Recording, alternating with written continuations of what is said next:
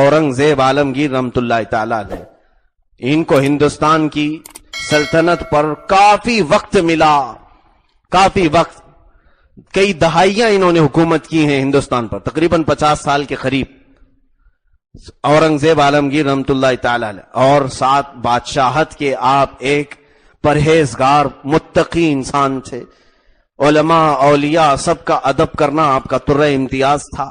यह और बात है कि आज तारीख उनको तोड़ मरोड़ कर पेश करने की कोशिश कर रही है। औरंगजेब रहमतुल्लाह ताला अलैह के जो औसाफ हमीदा है, मैं आपको बताऊं उनका एक खास काम, औरंगजेब टोपियां बुनते थे। हिंदुस्तान की बादशाहत, ये हिंदुस्तान नहीं, उस वक्त के हिंदुस्तान में अफगानिस्तान तक की सरहदें थीं, पाकिस्तान बांग्लादेश सब इसी मुल्क में था।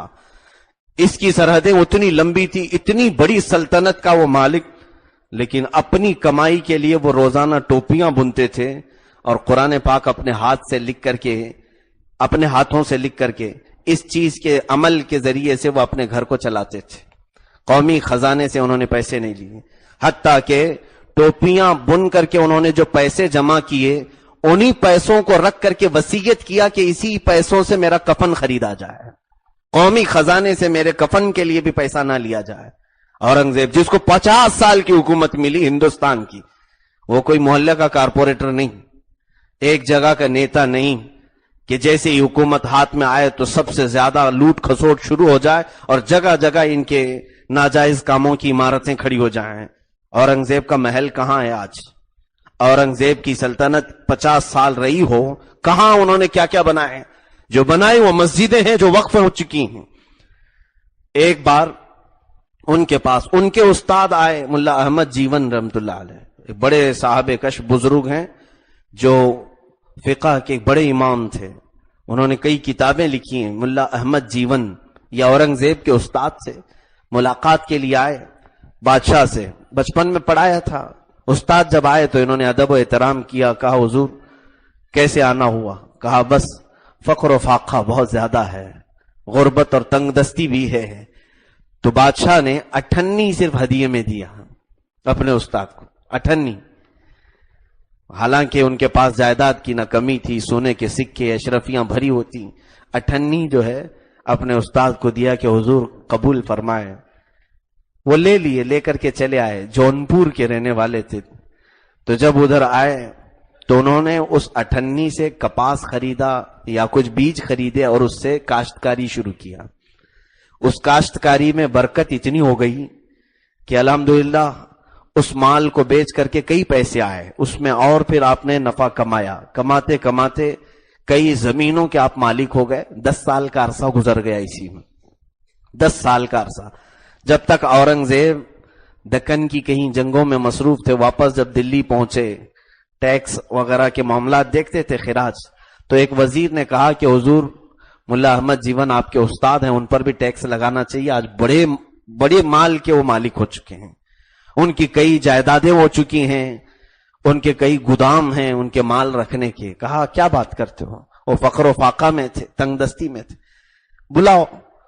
हजरत मुल्ला अहमद जीवन रहमतुल्लाह अलैह को बुलाया गया, उनसे जब हिसाब तलब किया गया, जाहिर सी बात है इनकम कहां से आई आपकी, ये जरूर पूछा जाएगा। आज भी अगर आपके पास अचानक माल आ जाए तो पूछा जाएगा कि कहां से आई है इनकम।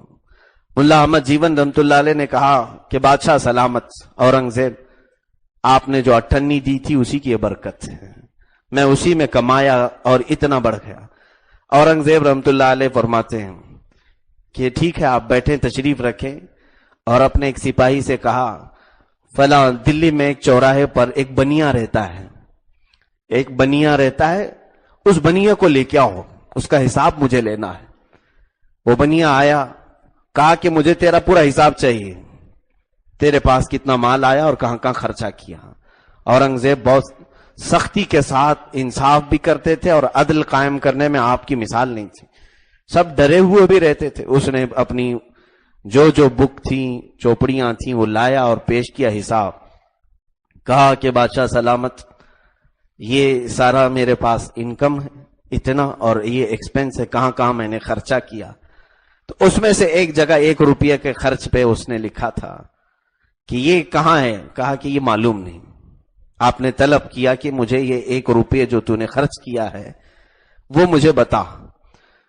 تو اس نے کہا کہ بات در حقیقت یہ ہے کہ بارش کا زمانہ تھا اور میرے گھر کی چھت ٹوٹ رہی تھی، تو میں باہر گیا مزدوروں کو لانے کے لیے کہ کوئی مزدور مل جائے. رات کے وقت بارش میں کوئی مزدور نہیں ملتا تھا. ایک مزدور بڑی مشکل سے ملا اور اس سے میں نے بھاؤ تاؤ کیا تو اس نے کہا 1 روپیہ لوں گا، 1 روپیہ لوں گا. تو کہا کہ ٹھیک ہے. میں اس کو مزدور کو اپنے گھر لے آیا، وہ چھت کا کام شروع کر دیا، تعمیری کام جیسا بھی ہو رہا تھا، لیکن اس کی ایک شرط تھی کہ فجر کی نماز سے پہلے وہ چلا جائے گا، فجر کی اذان سے پہلے وہ کام ختم کر کے چلا جائے گا، فجر کے بعد وہ کام نہیں کرتا تھا. کہا پھر وہ اس مزدور کو میں نے کام پہ لگایا. اس نے جب چھت کا کام شروع کیا، آدھا کام ہو گیا تھا تقریباً، اذان ہونے کو آ گئی. کہا میں چلتا ہوں، اب میرا کام ہو گیا، اس کے بعد میں کام نہیں کرتا ہوں. کہا میاں تیرے سے میرے کام پر جو اتفاق ہوا ہے وہ 1 روپیہ کا تھا. اس مزدور نے کہا اگر میں کل زندہ رہا تو بقیہ کام کروں گا اور آدھی اجرت مجھے اس کی دے دو. تو یہ کہتا میں 1 روپیہ نکال کر کے الگ رکھ دیا، اس کو 98 دے دیا، اور 98 کل کے لیے میں نے رکھ دیا، باقی کی 98 آئے گا. لیکن وہ مزدور دوسرے دن آیا نہیں، میری چھت ٹھیک ہو گئی تھی. پھر میں نے مزدور کو طلب بھی نہیں کیا، وہ 98 ایک گھر پہ رکھی ہوئی ہے اور ایک 98 اس مزدور کو دے دیا میں نے. وہ مزدور رات کو لے کر چلا گیا. اورنگزیب عالمگیر رحمت اللہ علیہ اپنے استاد ملا احمد جیون سے کہتے ہیں حضور وہ مزدور کوئی اور نہیں، وہ اورنگزیب تھا جو رات کے وقت اس طرح سے گھومتے تھے. کہا بنیا تو جانتا ہے کہ وہ تیرے گھر ٹھیک کرنے کے لیے جو مزدور آیا تھا کون ہے؟ وہ نہیں پہچانا. کہا اورنگزیب تھے. یہ رات کے وقت کسی کے گھر کو ٹھیک کر کے 98 مزدوری کمانا. کہا مجھے یقین تھا کہ وہ میرے ہاتھوں کی کمائی تھی 98، وہی میں نے آپ کو ہدیہ میں دیا تھا، اور اس حلال کمائی میں اللہ نے آج اتنی برکت آپ کو عطا کی ہے. میرے عزیزو ایک 98 بھی اگر حلال طریقے سے لاؤ گے وہ بہت برکت پیدا کرتی ہے، بہت برکت.